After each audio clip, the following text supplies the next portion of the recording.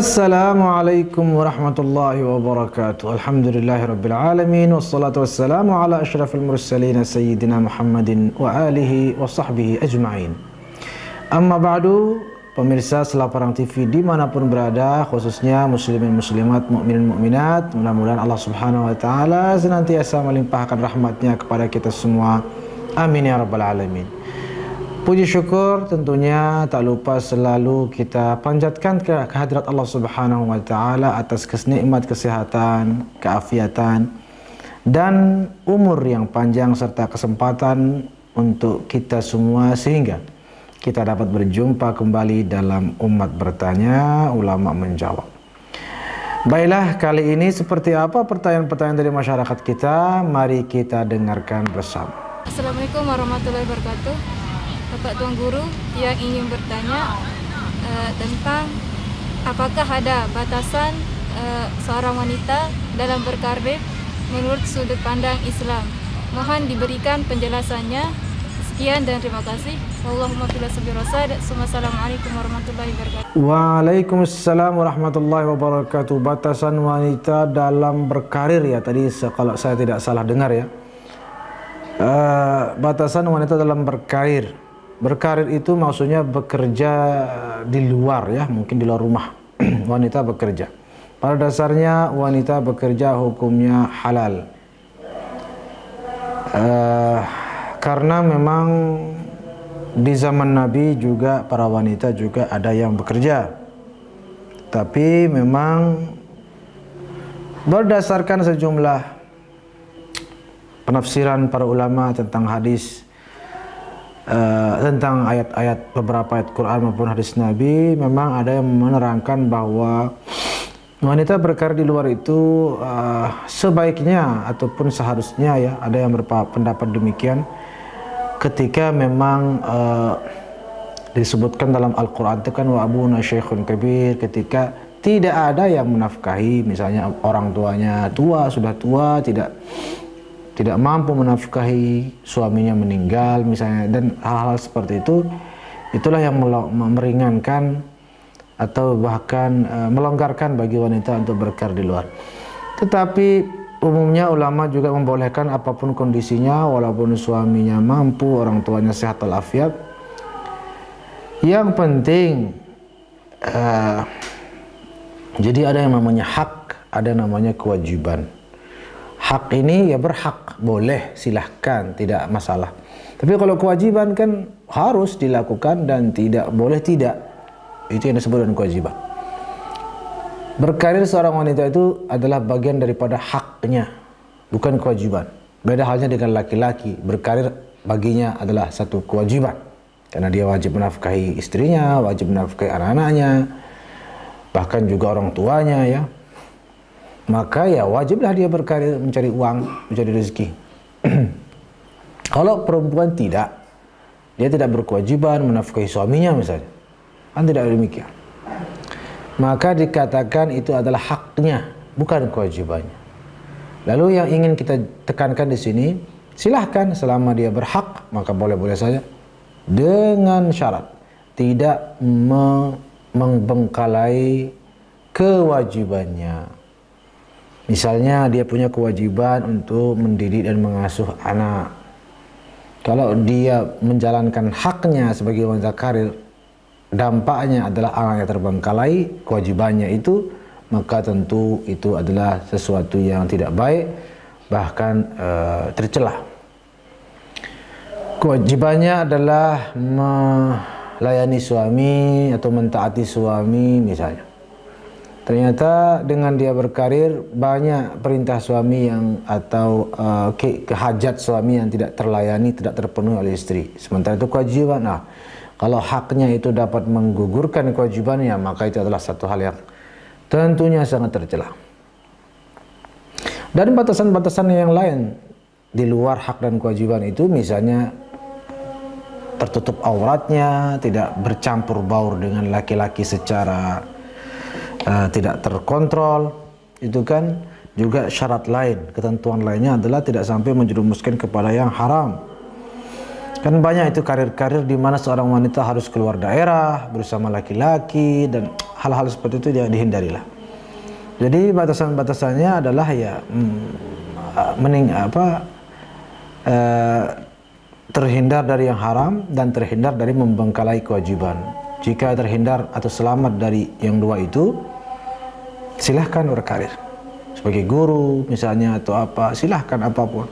Tapi kalau keluarganya ditinggal, anaknya tidak diurus, suaminya nggak terurus, dia pula bercampur baur dengan berbagai macam manusia dan entah kemana menghilang selama berbulan-bulan, sekali sebulan baru pulang, itu pun pulang hanya ya seperti itu. Mudah-mudahan dapat dipahami. Dan yang paling penting, ini penting sekali, terutama yang sudah berkeluarga, sudah bersuami, ini yang paling penting, harus dengan seizin suami. Walaupun semua kondisi mendukung, semuanya segala-galanya, keadaan apapun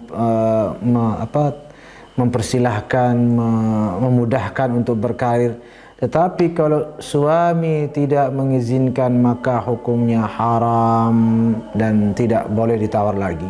Ya kecuali Anda mampu bernegosiasi kepada suami agar dia mengizinkan. Yang penting kalau tidak diizinkan apapun alasannya, hukumnya haram.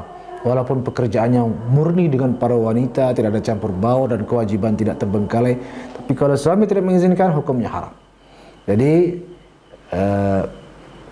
sekali lagi kita ulang, seperti harus tidak terbengkalai kewajiban, harus terhindar dari hal-hal yang haram seperti terbuka aurat, berbaur dengan laki-laki yang non mahram dan lain sebagainya. Kemudian harus dengan seizin suami.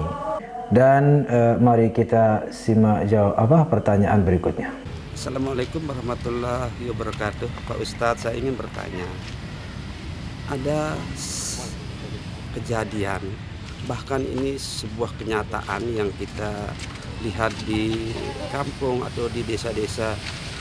Suaminya pergi ke Malaysia, istrinya di rumah. Lalu istrinya itu kawin dengan orang lain. Nah, yang saya mau tanyakan, bagaimana status istrinya dan bagaimana status anaknya ketika dilahirkan oleh ibunya, dan bagaimana status suaminya yang di Malaysia, dan bagaimana hukumnya secara agama. Sekian Pak Ustadz. Assalamualaikum warahmatullahi wabarakatuh. Waalaikumsalam warahmatullahi wabarakatuh. Inna lillahi wa inna ilaihi raji'un. Ini memang menyedihkan dan memprihatinkan, sangat disayangkan. Dan inilah akibat daripada tidak menuntut ilmu, tidak mengaji, tidak rajin mengaji kepada para ulama. Karena itu hadirilah pengajian-pengajian, bertanyalah kepada para tuan guru, dekatilah para tuan guru untuk berkonsultasi supaya tahu mana yang halal, mana yang haram. Seorang wanita kalau sudah dilamar, belum menikah, dilamar, tidak boleh dia menerima lamaran laki-laki lain. Dan laki-laki lain tidak boleh melamarnya karena sedang dia dalam, atau karena dia sudah dilamar oleh laki-laki lain dan belum, ya artinya belum diputus lamarannya. Itu lamaran. Apalagi sudah menikah, sudah ijab kabul, sudah bergaul, sudah hamil, sudah, Allahumma shalli, maka jelas berlipat-lipat keharamannya apabila si wanita itu menikah dengan laki-laki lain. Dan bukan hanya dia berdosa, nikahnya juga tidak sah. Kemudian otomatis hubungan yang terjadi di antara wanita tersebut dengan laki-laki yang kedua ini, yang dinikahi konon ini, adalah hubungan yang zina. Na'udzubillah, thumma na'udzubillah. Kalau sudah zina ya tidak perlu dibahas status-statusnya, ya itu bukan suaminya. Dan yang di Malaysia itu tetap suaminya. Dan wanita ini tetap istri yang di Malaysia itu. Dan anak yang di dalam perutnya itu selama dikandung setelah terjadi hubungan intim setelah nikah, yaitu anak si perempuan dan anak si laki yang ada di Malaysia. Kalau yang kedua tadi tidak ada hubungannya sama sekali dan tidak sah, tidak halal. Dan apa yang terjadi jika terjadi itu adalah 100% perzinahan. Na'udzubillah, summa na'udzubillah. Karena itu ajaklah masyarakat kita di desa untuk mengaji. Hadirkanlah para tuan guru, para tokoh-tokoh agama, tokoh-tokoh masyarakat di sana. Mari berinisiatiflah, berkreasilah untuk mengadakan kajian-kajian dan dekatilah masyarakat agar bagaimana religiusitas masyarakatnya dapat dipelihara dan ditingkatkan. Mudah-mudahan Allah Subhanahu wa taala melindungi kita dari murkanya, amin ya rabbal alamin. Kita akan simak pertanyaan selanjutnya setelah jeda berikut ini. Tetap bersama kami.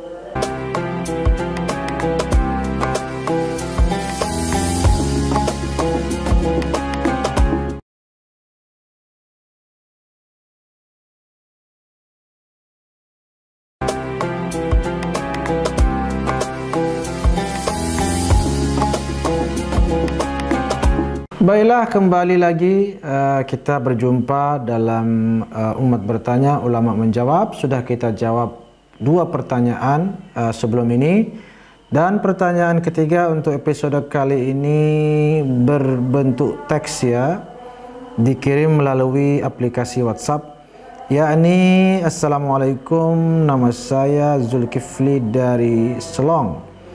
Tiang ingin bertanya, Pak Tuan Guru, apa keistimewaan bulan Sya'ban dan hukum berpuasa pada bulan Sya'ban? Mohon penjelasannya Pak Tuan Guru, terima kasih. Iya, terima kasih kembali dan waalaikumsalam warahmatullahi wabarakatuh. Memang kita saat ini sedang berada di bulan mulia, yaitu bulan Sya'ban. Mengapa mulia? Karena pada bulan Sya'ban ini luar biasa keutamaan bulan Sya'ban. Di bulan Sya'ban ini dahulu kala terjadi yang namanya perpindahan kiblat dari Masjidil Aqsa ke Masjidil Haram. Satu hal yang dicita-citakan oleh baginda Nabi dan didoakan terus oleh baginda Nabi, namun terpenuhi dan terkabulnya di bulan Sya'ban, menunjukkan bahwa bulan Sya'ban adalah bulan dikabulkannya doa.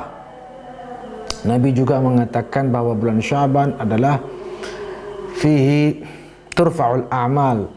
Di bulan Sya'ban amal ibadah kita diangkat ke Allah Subhanahu wa taala.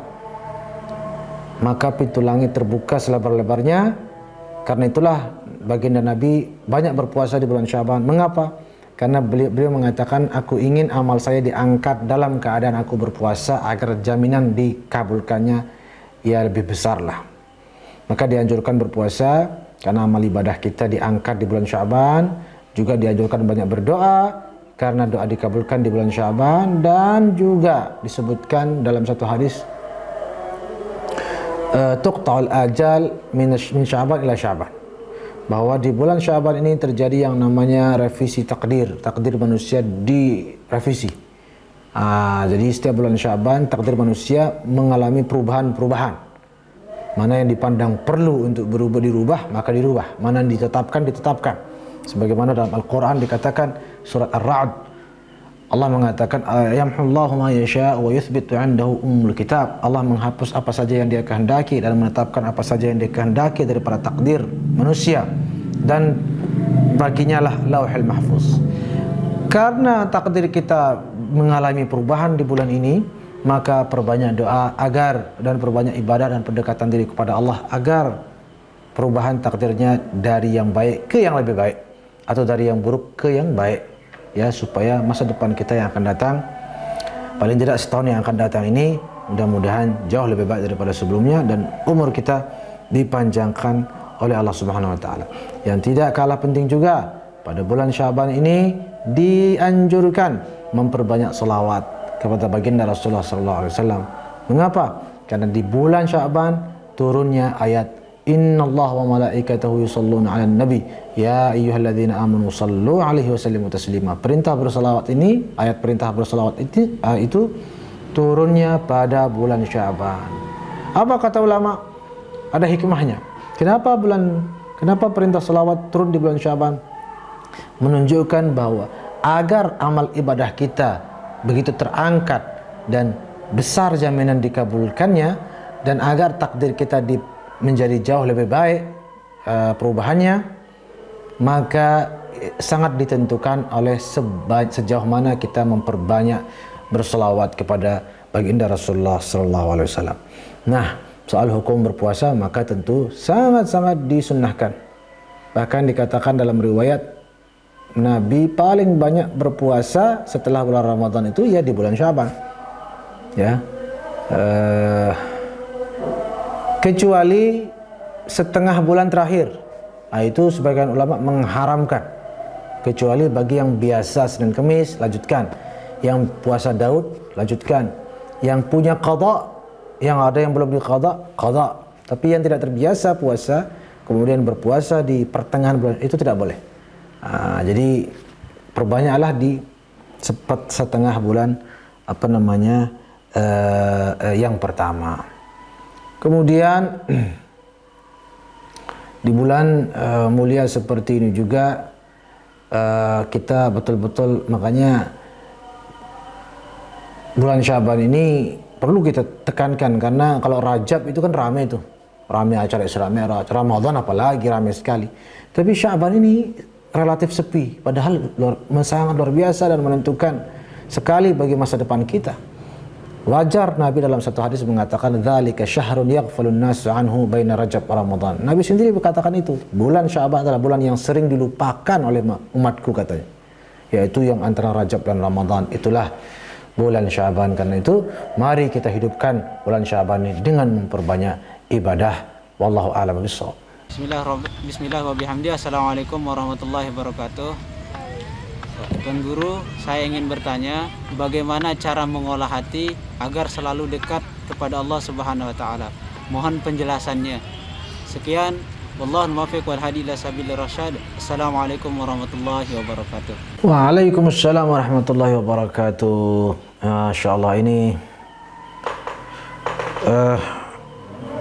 saya sendiri memang hati saya saya merasa masih jauh, masih kotor, jadi saya setengah malu gitu menjawab pertanyaan ini. Tapi karena di sini sesungguhnya saya hanya mengutip dan menukil dari para ulama-ulama kita. Jadi program ini ulama menjawab sebenarnya bukan saya ya sesungguhnya, tapi ulama kita menjawab. Saya hanya mengutip dan menukil dari para ulama kita. Para ulama kita ketika mengajarkan kita bagaimana mengolah hati agar dekat kepada Allah, itu ya pastinya dengan memperbanyak ibadah dan memperbanyak zikir. Karena dalam Al-Quran dikatakan, ala bidzikrillahi tatma'innul qulub, sesungguhnya dengan berzikir kepada Allah hati menjadi tenang, hati menjadi baik. Dalam hadis juga dikatakan, apabila hati itu baik, semua jadi baik, semua beres. Tapi kalau hati tidak beres, semuanya kacau balau.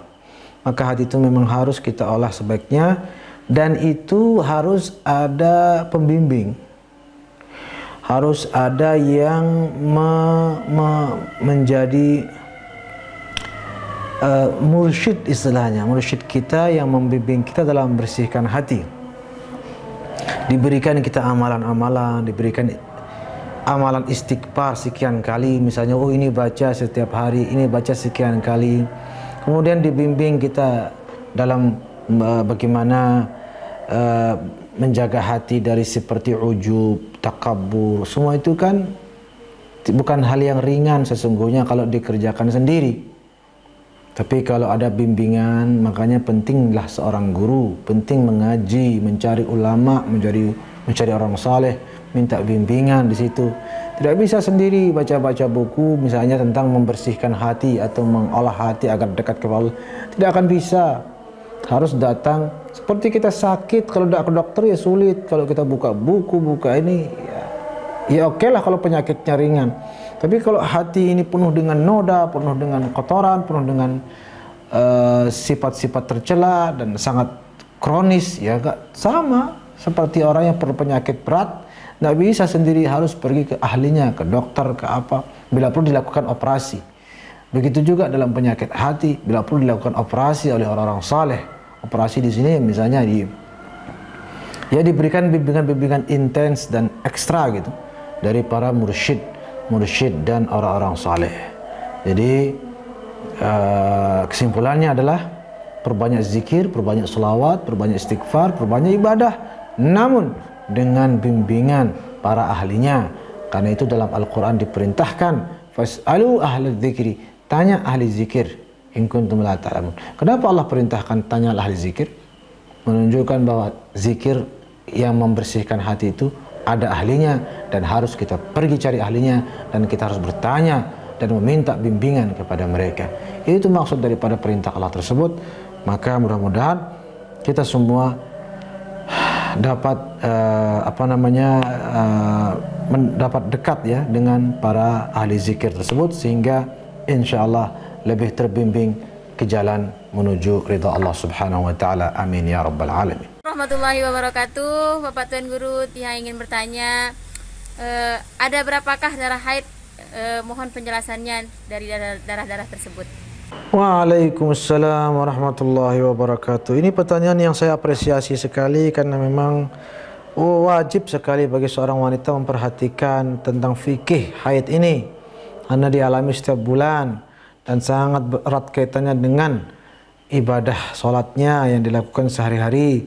Kadang-kadang ada yang melalaikan, dalam arti ya padahal sudah bersih, tapi dia mengentengkan dan dianggap masih, akhirnya dia tidak sholat padahal dia sudah wajib sholat, wajib mandi. Nah, maka penting diperhatikan mengenai fikih haid tersebut. Nah, pertanyaannya sih tentang jenis-jenis ya. Kalau jenis-jenis di sini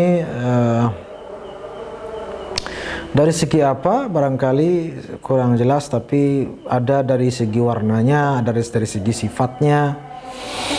Kalau dari segi warnanya kan itu ada kalau tidak salah 5 warna, yaitu hitam, kemudian di bawahnya itu merah, kemudian di bawahnya itu abu-abu, kemudian di bawahnya lagi ada warna kuning, kemudian lagi nanti ada warna keruh.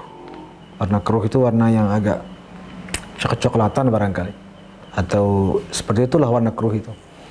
Itu dari segi warnanya. Jadi ada kurang lebih 5 warna darah haid, yang artinya jika berwarna lain maka itu bukan darah haid. Walaupun banyak gitu, jika berwarna selain dari yang 5 itu maka bukan darah haid.